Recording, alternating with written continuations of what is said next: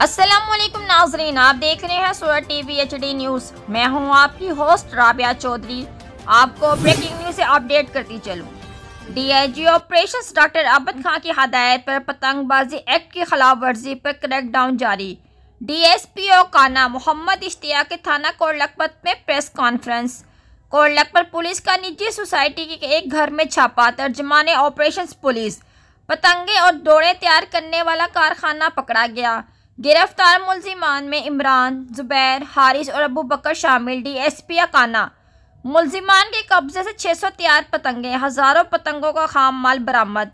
DSPO काना chemical door की 10 चरखी और डोर तैयार करने का सामान भी बरामद। मोहम्मद इश्तियाक मुलजिमान के खिलाफ मुकदमा दर्ज, मज़ीद तहकीकात शुरू।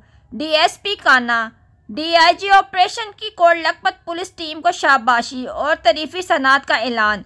हर शहरी अपने घर की छत का जिम्मेदार। DIG ऑपरेशंस शहरी खसूसन वालिदैन पतंगबाजी की रोकथाम के लिए पुलिस का साथ दें। DIG operation doctor Abbad Khan. मज़ीद तफसीलात देखने के लिए देखते रहें सूरत टीवी HD न्यूज़। हमारे चैनल को लाइक करें, शेयर करें, कमेंट करें और बेल आइकन को दबाएं।